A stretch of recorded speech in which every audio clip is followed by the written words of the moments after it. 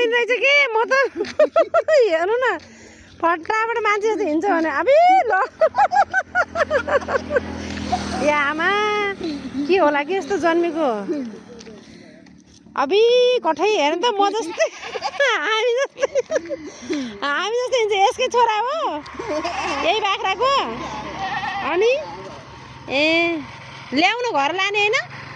घरमा लाने होइन यता अब घर जाम लैजाम आउनु